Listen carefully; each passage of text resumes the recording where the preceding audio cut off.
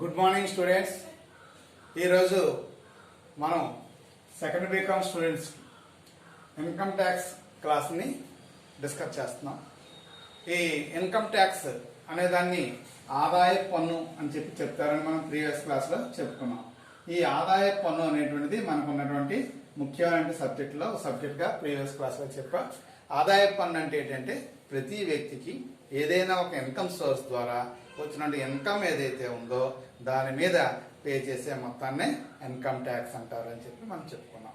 ఈ యొక్క income tax గురించి ఒక్కసారిగా మనం ప్రీవియస్ క్లాస్లో చెప్పింది ఏంటంటే ఈ ప్రతి వ్యక్తి జీతం ద్వారా కానీ లేదా మరి గృహస్థి ద్వారా కానీ లేదా ఏ రకంగానైనా సరే ఆదాయాన్ని సంపాదించినా లేదా వ్యాపారాల మీద లాభాన్ని సంపాదించినా దాన్ని మనం కొంత మొత్తాన్ని ప్రభుత్వానికి పన్ను రూపంలో చెల్లించాలని చెప్పి మనం చెప్పుకున్నాం. అలాగే భారతదేశంలో 1922లోని ఒక ఆదాయ పన్ను చట్టాన్ని చేశారని చెప్పాను. అలాగే 1961లో సమగ్రమైన ఆదాయ పన్ను చట్టం చేయడం జరిగింది. ఇన్కమ్ ట్యాక్స్ యాక్ట్ అనేటువంటి చేయడం జరిగింది. దాని బేస్డ్గా మనం ఇన్కమ్ ట్యాక్స్ని గవర్నమెంట్కి పే చేయడం అనేది జరుగుతుంది కూడా మీకు ప్రీవియస్ క్లాస్లో చెప్పుకున్నాను. అలాగే ఈ యొక్క పన్నుల్లో అనేక రకాల పన్నులు ట్యాక్సెస్లో డైరెక్ట్ ట్యాక్సెస్, ఇండైరెక్ట్ ట్యాక్సెస్ అనేటువంటివి కూడా మనకి ఉన్నాయి.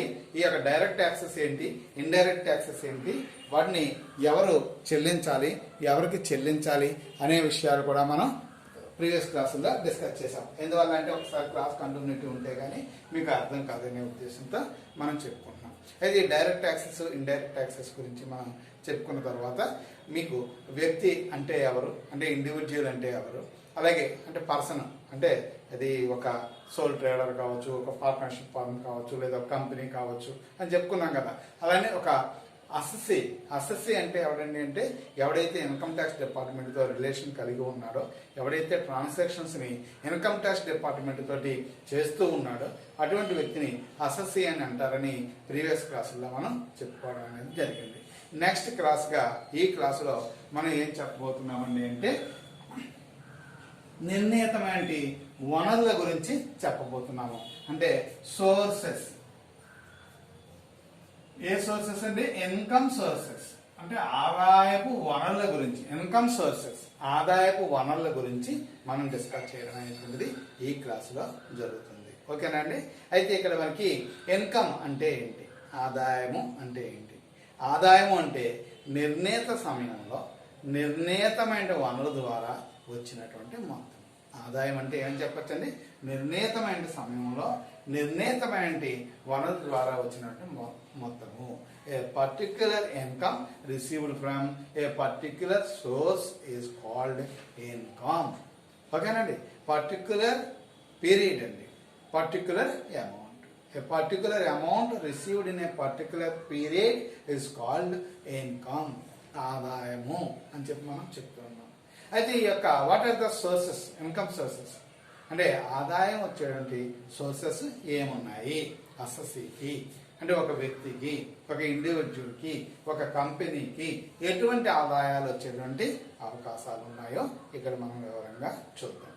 ఒక వ్యక్తిని తీసుకుందాం, ఒక పర్సన్ని తీసుకుందాం. ఆ పర్సన్కి ఇన్కమ్ ఎట్లా వస్తుంది, ఆ పర్సన్కి ఇన్కమ్ మనం ముందుగా ఉదాహరణకి అతడు ఒక జీతం వచ్చేటువంటి వ్యక్తి. ఈ పర్సన్ ఏం తీసుకున్నామండి, పర్సన్ ఏం తీసుకుంటే ఏ అనే వ్యక్తి లేదా శ్రీనివాస్ అనే వ్యక్తి లేదా వెంకటేష్ అనే వ్యక్తిని మనం ఏమని అడిగామండి అంటే నీకు ఇన్కమ్ ఎక్కడి నుంచి వస్తుందయ్యా, ఎలా నీకు ఇన్కమ్ వస్తుంది అని అడిగాం. అతను ఏం చెప్పాడండి అంటే నేను ఒక జాబ్ హోల్డర్గా పనిచేస్తున్నాను, ఒక ఉద్యోగస్తుడిగా, ఐఎమ్ ఏ ఎంప్లాయీ, నేను ఒక చోట ఎంప్లాయీగా వర్క్ చేస్తున్నాను, నాకు మా యొక్క యజమాని నుంచి మాకు ఆదాయము వస్తూ ఉంది, సంస్థ నుంచి ఆదాయం వస్తుంది అని చెప్పాడు. ఓహో నువ్వు ఎంప్లాయీవా, నువ్వు జీతంకి పనిచేస్తున్నావా అని అంటావు. అవునండి నాకు మంత్లీ లిమిటెడ్ అమౌంట్ ఇన్కమ్గా వస్తుంది అని చెప్పాను. అప్పుడు ఏ యొక్క ఇన్కమ్ సోర్స్ ఏంటండి అంటే శాలరీ. ఏ యొక్క ఇన్కమ్ సోర్స్ ఏం చెప్పచ్చండి, శాలరీ అంటే జీతం అనమాట. అంటే ఇతనికి జీతం ఉన్న ఆదాయం వస్తుంది. ఇది గవర్నమెంట్ ఎంప్లాయీ అనుకోండి, నెలకు ఒక 30,000 రూపాయలు 40,000 రూపాయలు ఆదాయం వస్తుంది. ఓ నెలకి 40,000 రూపాయలు వస్తుంటే సంవత్సరానికి 4,40,000 రూపాయలు వస్తుంది. అంటే మంచి వేతనాన్ని పొందుతున్నాడు కదా, ఇతడు మంచి ఆదాయాన్ని సంపాదిస్తున్నాడు కదా, మరి ఇంత ఆదాయం ఇతను ఖర్చు అంతటికే అయిపోతే మరి ఇతను ప్రభుత్వానికి ఏమైనా సాయం చేయాల్సిన బాధ్యత ఇతని మీద ఉంటుంది కదా. అందువల్ల ఇతని జీతం మీద ప్రభుత్వం ఏం చేస్తుందంటే కొంత మొత్తాన్ని ఆదాయ పన్నుగా లెక్కించి తీసుకోవడం అనేటువంటిది జరుగుతుంది. అంటే ఉద్యోగస్తులు గవర్నమెంట్కి చెల్లించడం అనేటువంటిది జరుగుతుంది. ఇది ఇన్కమ్ ఫ్రమ్ శాలరీ, అంటే ఆదాయము జీతం నుండి అని చెప్పచ్చు. ఒక వ్యక్తికి జీతం నుంచి ఆదాయం వచ్చే వనరు ఉంటుంది, సోర్స్ ఉంటుంది. సోర్స్ ఫ్రమ్ శాలరీ, దీన్ని సోర్స్ ఫ్రమ్ శాలరీ అంటాం, జీతం నుంచి ఆదాయం. ఇప్పుడు ఈ ఏ అనే వ్యక్తి లేదా ఈ శ్రీనివాస్ అనేటువంటి వ్యక్తికి హౌసెస్ ఉన్నాయండి, అంటే గృహము ఉందండి. ఇతనికి ఒకటే గృహం ఉందనుకోండి, నో ప్రాబ్లం. ఎందుకంటే ఆ ఉన్న గృహంలో అతడే కదా ఉంటాడు, ఎవరింట్లో వాడు నివాసం ఉంటున్నారు. ప్రతి ఒక్కరికి కూడు, నివాసం, తిండి, గుడ్డ, ఆ తర్వాత నివాసం, గూడు కావాలంటాం కదా. తిండి అంటాం అని గూడు అంటాము, గుడ్డ అంటాము. అంటే అతనికి కావాల్సిన ఫుడ్ ఉండాలి, తర్వాత ఉండడానికి ఒక రెస్ట్, అంటే ఒక మనకి షెల్టర్ అనేటువంటిది ఉండాలి అని చెప్తామండి. అలాగే ఇతనికి మంచి క్లోత్స్, మంచి బట్టలు అవి ఉండాలి, సమాజంగా తిరగాలి అంటే these are the minimum requirements. ఇవి కనీస అవసరాలుగా మనం చెప్తాం. అది కనీస అవసరాలు తీర్చడానికి అతనికి ఒక ఇల్లు ఉండాలి కాబట్టి కనీస అవసరాల్లో అది ఇల్లు నుంచి అతనికి ఏదైనా ఆదాయం వచ్చినా దాన్ని మనం తీసుకోం, ఎందుకంటే ఆ ఇల్లు అతనిదే, ఆ ఇంట్లో అతను నివాసం ఉంటున్నాడు. ఇంకా దాని మీద అతను ఆదాయంగా ఏం లెక్కేసి చెప్తాం మనం. ఆ ఇంటికి అద్దె అతను కానీ కడతాడా? అతను సొంత ఇంటికి అతను ఏమి అద్దె కట్టాడు కదా, అంటే ఆ ఇంటి నుంచి అతనికి ఏమీ ఆదాయం ఏమీ రాదు. అందువల్ల ప్రభుత్వం అతని నుంచి ఎటువంటి ఇన్కమ్ ట్యాక్స్ని కూడా కోరదు. కానీ ఏ అనే వ్యక్తికి ఒక హౌస్ కాకుండా ఒక 5 హౌసెస్ ఉన్నాయండి, అంటే 5 ఇళ్ళు ఉన్నాయనుకున్నామండి. 5 ఇళ్ళు ఉన్నప్పుడు మరి 5 ఇళ్లలోనే అతను ఉంటాడండి. ఒక ఇంట్లో బెడ్రూమ్, ఒక ఇంట్లో కిచెన్ అలా వాడుకుంటాడా? ఏముండదు కదా. అతను ఒక అపార్ట్మెంట్లో ఉంటాడు, ఇంకా 4 అపార్ట్మెంట్లు అతనికి ఉన్నాయి. అప్పుడు ఈ 4 అపార్ట్మెంట్స్ని అతను ఏం చేస్తాడండి, వేరే ఎవరికైనా అద్దెకిస్తాడు. వేరే ఎవరికైనా అద్దెకిస్తే ఏం జరుగుతుందండి, ఆ అపార్ట్మెంట్స్ మీద మనకి ఆదాయం అనేటువంటిది వస్తుంది. ఉదాహరణకి మనకి 5 అపార్ట్మెంట్స్లో ఒక అపార్ట్మెంట్లో మనం ఉంటున్నాం, ఒక అపార్ట్మెంట్లో మనం ఉండి మిగిలిన 4 అపార్ట్మెంట్స్ కూడా వేరే వ్యక్తులకి అద్దెకి ఇచ్చాం. ప్రతి ఒక్క అపార్ట్మెంట్ మీద 10,000 రూపాయల ఆదాయం మనకి వస్తుందండి. అంటే 4 అపార్ట్మెంట్స్ మీద 40,000 వస్తుంది. అంటే నెలకి 40,000 రూపాయల ఆదాయం. అంటే సంవత్సరానికి 12 4,80,000 రూపాయల ఆదాయం వస్తుంది. అంటే పెద్ద మొత్తాన్ని మనం ఈ గృహం నుంచి కూడా సంపాదిస్తున్నాం. అప్పుడు ప్రభుత్వం ఏమంటదంటే ఈ 5 గృహాల్లో ఒక గృహాన్ని నువ్వు రెసిడెన్స్గా తీసుకున్నావు, దాని జోలికి మేము రాము, కానీ మిగతా 4 గృహాల మీద నీకు ఆదాయం వస్తుంది కాబట్టి ఈ ఆదాయాన్ని నువ్వు లెక్క చెప్పి ఎంత మొత్తం ఆదాయం వస్తుందో దాని మీద మాకు పన్ను చెల్లించవలసి ఉంటుంది అని చెప్తారు.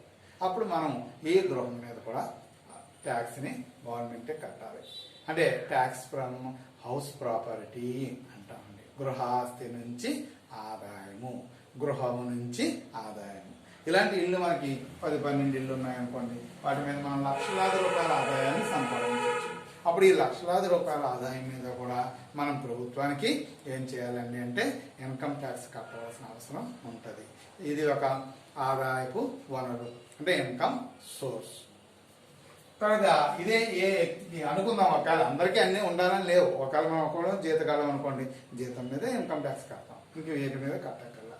కానీ మనం ఇంకా ఉన్నవాళ్ళం అనుకోండి, అప్పుడు ఏమవుతుంది, ఇతను జీతగాడు ప్లస్ ఇల్లు కూడా ఉంది అనుకున్నాం, ఉదాహరణకు అనుకుంటున్నాం మనం అర్థం అవడానికి. అలాగే ఇతనికి వ్యాపారం కూడా ఉంది అనుకోండి, అంటే ఇతను చాలా తెలివైనడు, ఉద్యోగం చేస్తున్నాడు, ఉన్న ఇల్లు అద్దెకిస్తున్నాడు, ప్లస్ ఇతను ఒక మంచి ఒక డిపార్ట్మెంటల్ స్టోర్ని కూడా రన్ చేస్తున్నాడండి, ఒక వ్యాపారాన్ని కూడా చేస్తున్నాడు. ఇతనికి ఈ వ్యాపారం మీద సంవత్సరానికి ఒక 10 లక్షల రూపాయల ఆదాయం వస్తుంది అని అనుకుంటాం.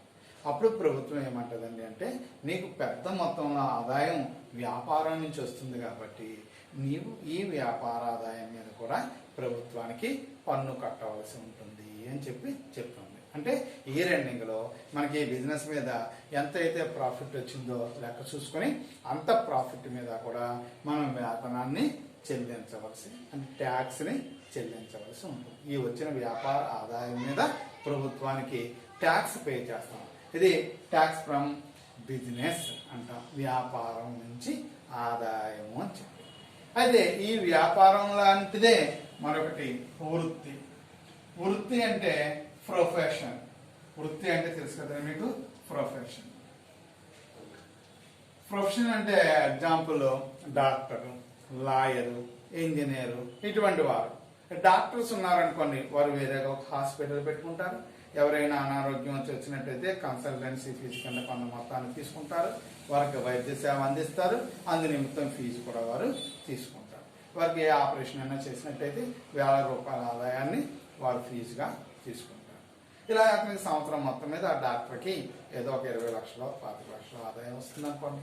ప్రభుత్వం ఏమంటదండి అంటే, నీకు వ్యాపారం నుంచితో పాటుగా వృత్తి నుంచి కూడా ఆదాయం వస్తుంది కదా, ప్రొఫెషన్ నుంచి నీకు ఆదాయం వస్తుంది కదా, అందువల్ల నువ్వు దీని మీద పన్ను చెల్లించు అని చెప్తారు.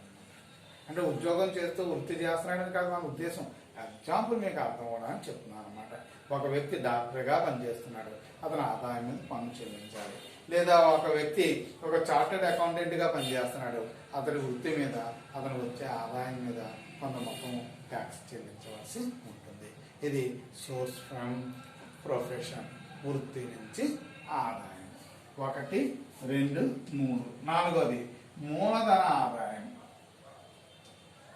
మూలధన ఆదాయం.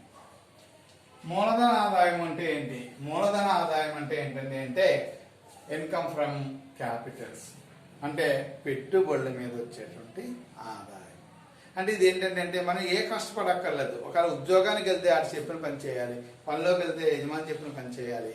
కానీ మనకి తాతల నుంచి కొన్ని కోట్ల రూపాయల సంపదను సంపాదించి మనకి ఇచ్చారనుకోండి, ఆ కోట్ల రూపాయలు పట్టుకెళ్ళి బ్యాంకులో డిపాజిట్ చేసామనుకోండి, ప్రతి సంవత్సరం దాని మీద మనకి ఏమవుతుందండి? వడ్డీ వస్తుంది. మూలధనం మీద ఆదాయం వచ్చేస్తుంది. అంటే మనం ఏమి దానికి పని చేయాల్సిన అవసరం ఏమి కూడా లేదు. లేదా ఏదైనా కంపెనీలో షేర్లు కొన్నాం అనుకోండి, కంపెనీకి లాభాలు వచ్చినాయి అనుకోండి, దాని మీద మనకి డివిడెండ్ని పే చేస్తారండి. అది మనకు సంవత్సరం వచ్చేటప్పటికల్లా ఆదాయంగా వస్తుంది. దానికోసం మనం ప్రత్యేకంగా ఏ కష్టం పడవలసిన అవసరం లేదు. దాని అంతటా అదే రావటం అనేటువంటిది జరుగుతుంది. కానీ ఇలా మనకి మూలధనం నుంచి కూడా ఆదాయం అనేటువంటిది లభిస్తుంది. అలాగే ఇతర వనరుల నుంచి ఆదాయం. ఇతర వనరులు, అదర్ సోర్సెస్. అంటే అదర్ సోర్సెస్ అంటే ఆదాయం వచ్చేటువంటి ఇంకా వనరులు ఏమున్నాయండి అంటే, కొంతమంది వ్యక్తులు ఏం చేస్తుంటారండి అంటే, వారి యొక్క తెలివితేటతోటి వాళ్ళు ఇలా శారీరక కష్టం పడకుండా మానసికమైన తెలివితేటలతో కొంత మొత్తాన్ని సంపాదించే ప్రయత్నం వారు చేస్తూ ఉంటారు. అవే ఏంటండి అంటే లాటరీల మీద ఆదాయం సంపాదిస్తూ ఉంటారు. ఎక్కడైనా లాటరీస్ అంటే మహాలక్ష్మి లాటరీ అని, లేకపోయినట్టయితే సిక్కిం లాటరీ అని, పంజాబ్ లాటరీ అని, ఇలా లాటరీలు ఉంటాయి కదా. మనం 10 రూపాయలు 20 రూపాయలు కడదంటాం.